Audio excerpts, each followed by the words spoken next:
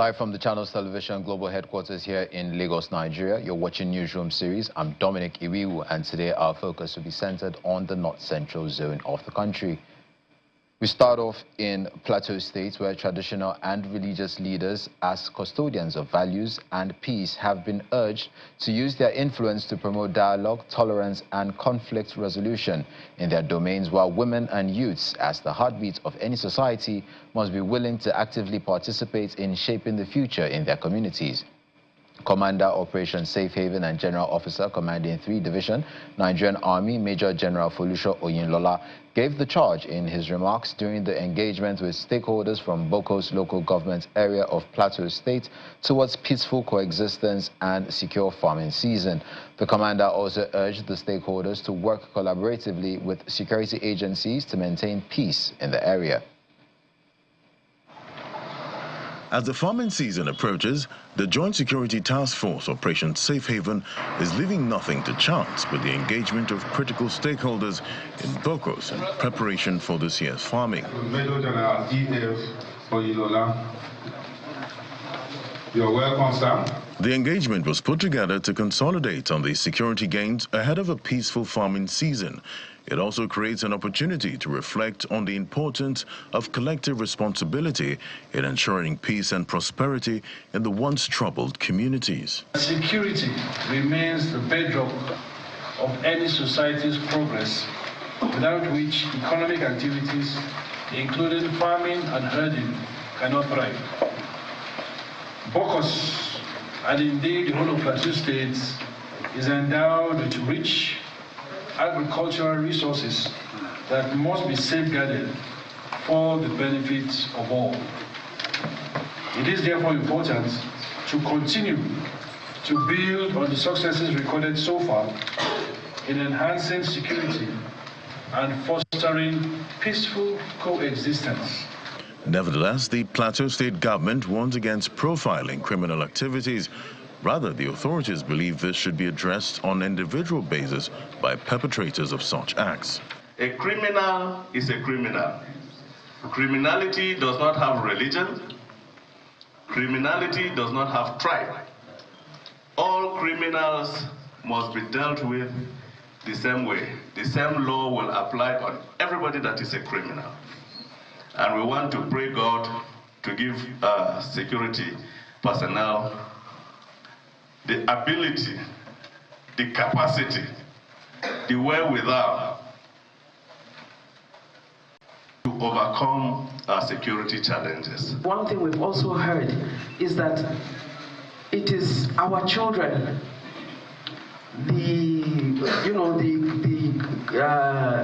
Kulere, the Ron, whoever will tell you that it is our children and the Fulani children. And the Fulani people will tell us the same thing. So when it comes to criminality, it is an equal opportunity employer. Like one of the idols said, it is not about one ethnic group.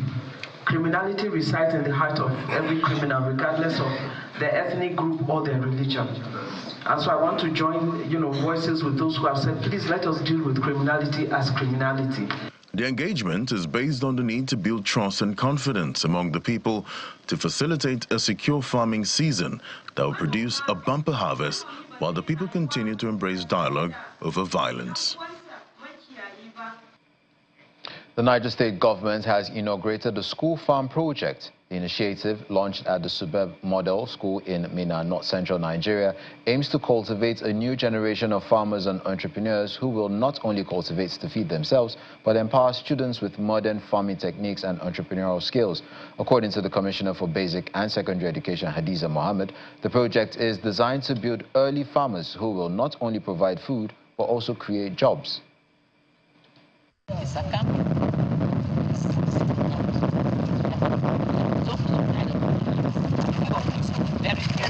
The Niger State government's School Farm project is flagged off at the Suburb Model School in Minna, the state capital, with the aim of cultivating a new generation of farmers and entrepreneurs who will not only feed themselves but empower students with modern farming techniques and entrepreneurial skills. The Commissioner for Basic and Secondary Education, Hadiza Mohammed, says the government's commitment to establishing skill acquisition centers in schools aligns with the federal government's policies that require secondary school graduates to have at least 2 entrepreneurial skills. We know the federal government has a policy now of this skill acquisition program. And farming is just one component of all the skill acquisitions we are expecting to drop in our schools. And we expect that this is going to be a real model that other states may also key into. The executive chairman of the Niger State Universal Basic Education Board, Muhammad Ibrahim, disclosed that 15 skills have been approved for basic schools. To achieve this target, the board is upgrading its guidance and counseling unit to a full department. What has been approved is about 15 skills for basic education curriculum. A child must have proficiency in 2 of them. Agric is one of them. So we're just providing the opportunity for them to realize their potentials. For us, we see that the basic education platform should be an enabler, wherein the innate abilities of the child is enabled to grow to fruition. Students are enthusiastic about the project, with Shehu Saliu, a Year 2 secondary school student, expressing his eagerness to apply theoretical knowledge of farming to practical experience. His classmates share his dream. I've learned so many things, like what do we do to prevent insects from the plants and crops. I have more experience on farming, and in the class they teach us more about it. I would like to know how to water the plant and protect the plant from the insects. This innovative initiative is part of the Niger State government's efforts to promote sustainable development, improve livelihoods, and ensure food security. And the project is expected to inspire a new wave of young farmers and entrepreneurs in Niger State. The Benue State government has set up a 20-man interagency technical working group for the establishment of food and agricultural industrial parks across the 23 local government areas of the state to begin food processing in the state. The State Commissioner for Finance, Mr. Michael Oglegba, inaugurated the team on behalf of Governor Hyacinth Alia.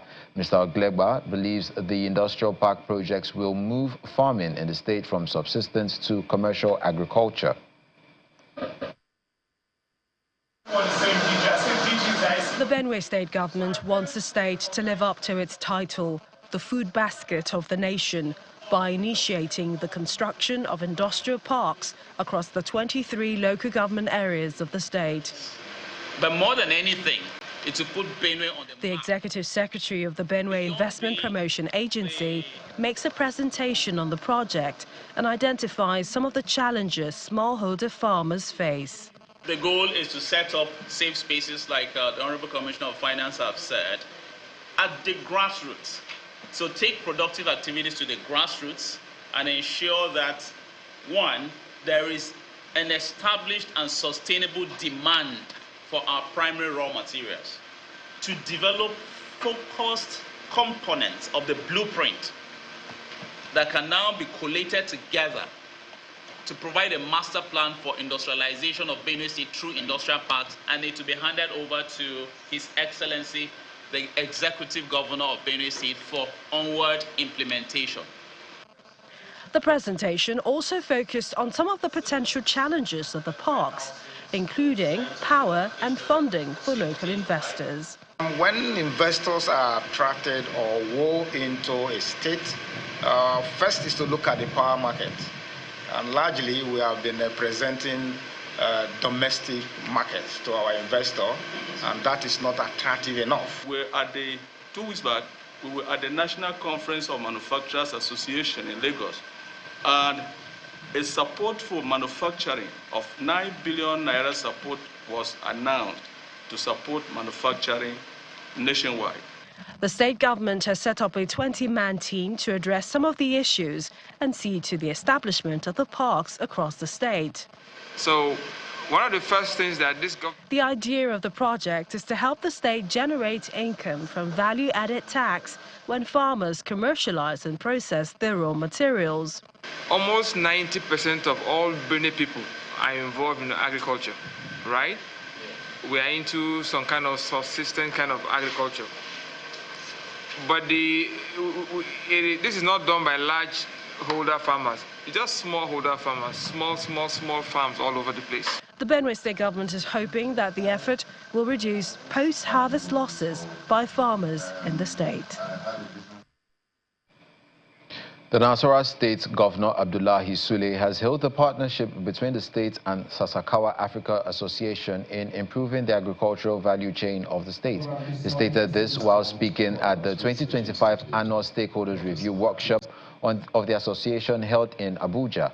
The governor notes that the support from Sasakawa has helped the agriculture sector and wants the partnership sustained.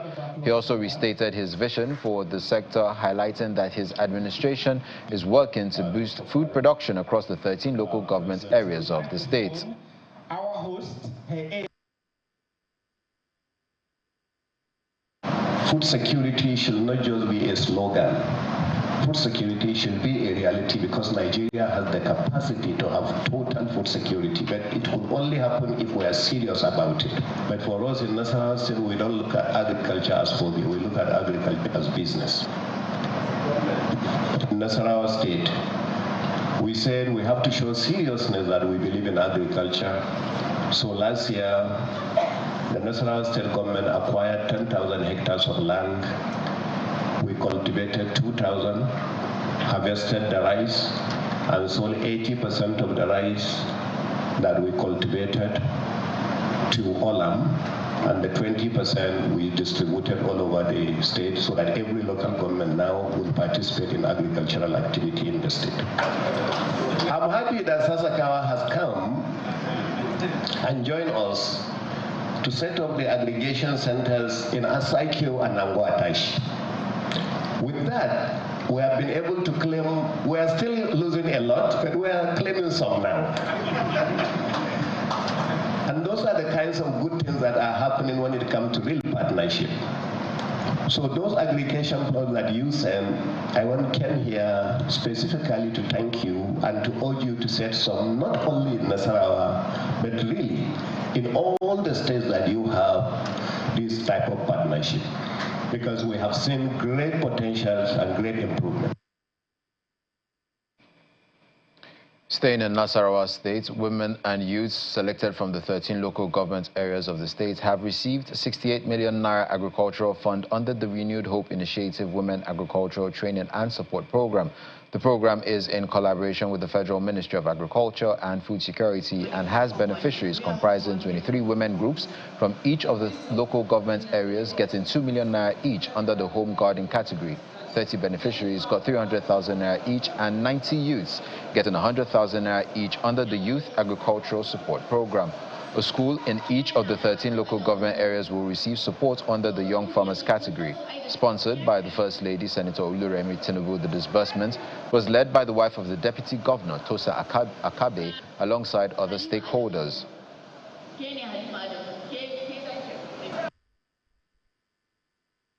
Your dreams, your aspirations, and your determination are the cornerstones upon which we will build a stronger, more prosperous and food-secure Nasarawa State. This agricultural support program is not just about providing tools and resources. It's about investing in you, mothers and youth. It's about empowering you to become leaders in our agricultural sector, to adopt modern farming techniques, and to create sustainable livelihoods. The journey ahead may present challenges, but I urge you to embrace them as opportunities for growth. Do not be afraid to innovate, to create, and to lead in the field of agriculture. Seek knowledge, cultivate your skills, and never underestimate the power of your hands. Nigeria's First Lady, Senator Oluremi Tinubu, has reiterated her commitment to uplifting Nigerians, especially women, youths and vulnerable communities, through the Renewed Hope initiative. Senator Tinubu made the promise through her representative, the wife of the Vice President, Mrs. Nana Shetima, at the distribution of relief materials to affected households in Lokoja, the Kogi State capital. She highlighted how the food outreach program of the initiative is tackling food insecurity and improving livelihoods. According to the Office of the First Lady, the initiative has distributed food items to vulnerable households in 8 states, including the FCT, Cross River, Edo, Ekiti, Gombe, Kano, Kwara, and Nasarawa states. The Kogi State government appreciates the gesture, especially because of the economic situation in the country. The wife of the Vice President promises that there will be activities under the Renew Hope initiative in 2025 covering economic empowerment, education, health, social investments and agriculture. According to the Office of the First Lady, Delta and Oyo are set to be the next benefiting states as the program aims to complement the Renewed Hope agenda of President Bola Tinubu. I am pleased to share with you all that since inception in 2023, the Renewed Hope initiative has made significant progress in our efforts to support our people, particularly women and youth, towards building a better life for their families. I want to assure you that there will be more activities this year under the 5 scopes of Renewed Hope initiative. Under our social investment program, we are collaborating with the Federal Ministry of Environment to establish Environment and Climate Change Club for secondary school students, and Environment and Climate Change Society for students in tertiary institutions to help us clean our environment. Furthermore, under the Renewed Hope Initiative Economic Empowerment Program, we are giving a grant of 200,000 naira for 250 persons with disability to recapitalize their existing small businesses in the 36 states and the Federal Capital Territory. As part of efforts to ensure good and hygienic consumption of beef, the Kwara State government has embarked on the construction of the solar-powered cold rooms for preservation of meat in the abattoirs across the state.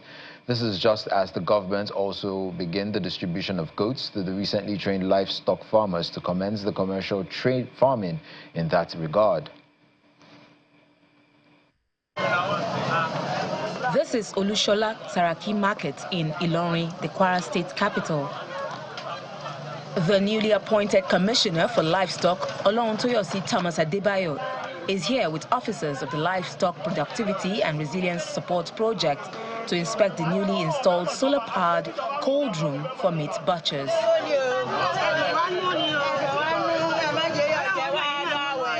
It's part of the state government's support for the livestock industry to ensure the healthy preservation of leftover raw meat and will be replicated across the 16 local government areas of the state. What we're trying to do is to look at the livestock sector holistically. So we're not focusing on just on boosting productivity, having the right breed. We're also paying attention to the health of the animals. We're paying attention to ensuring that Kwarans are consuming wholesome meat.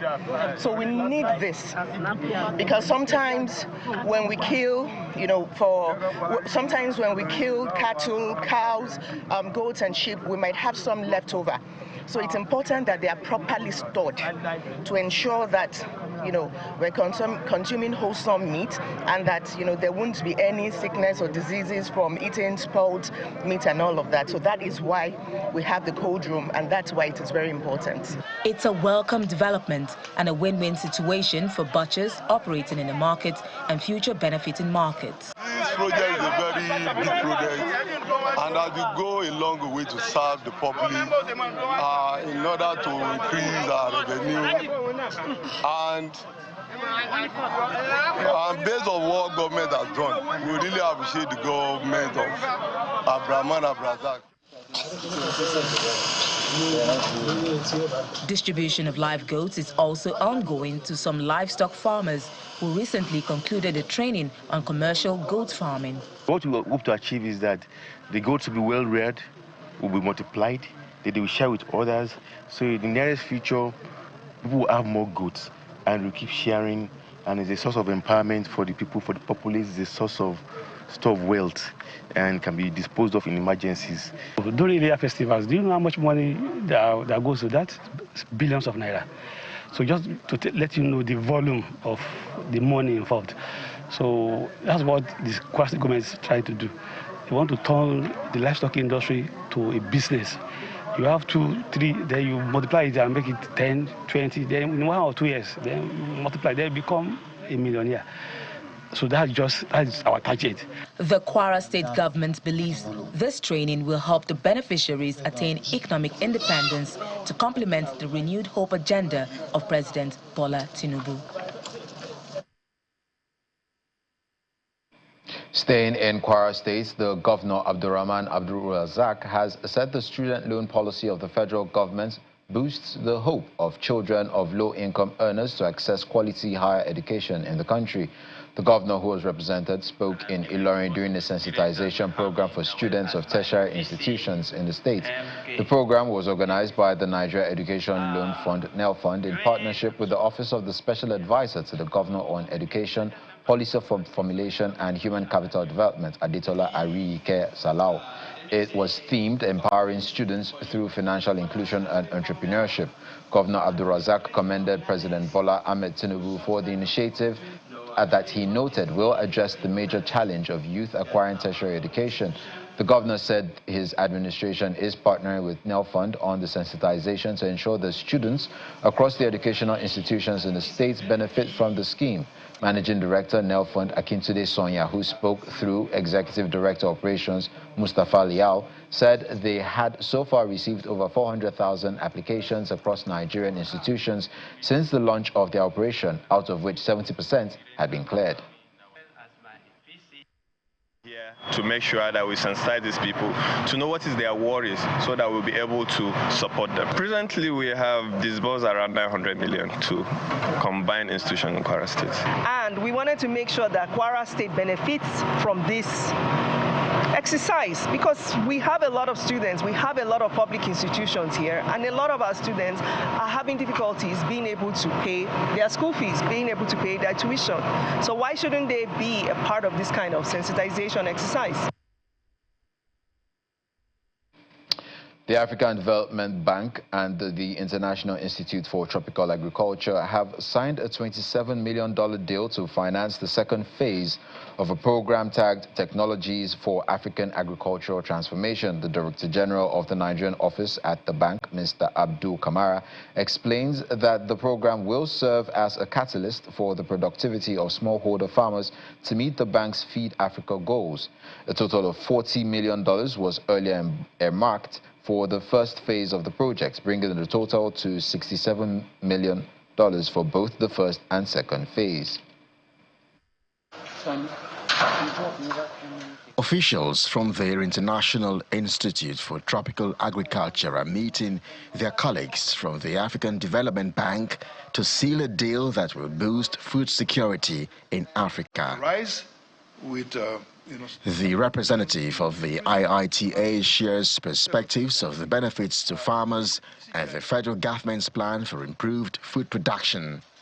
We will work together to accelerate technology deployment to ensure that climate-smart innovations are accessible to farmers where they are needed most. Strengthen partnerships between research institutions, governments, the private sector, and development organizations to create sustainable agricultural value chains. According to the partners, some of the successes of the first phase of the program: improved varieties, increased yields and income for farmers, enhanced crop resistance to pest and climate change, and mechanization. Extension and youth training. The partners are hoping to double the successes of the first phase. Ministries of Agriculture and the private sector, that will continue to play a vital role in transforming agricultural practices and ensuring food security across the continent. Of course, we already have seen early results. The wheat value chain in Ethiopia, for example, is a classical case where in 2017, we supported that country with only 60,000 metric tons of heat-tolerant wheat varieties. The partners then put pen to paper to seal the deal.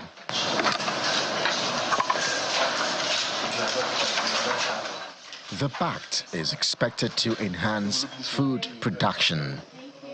You're done. And that's where we close the program for today. I'm Dominic Iriwu. Do have a profitable day.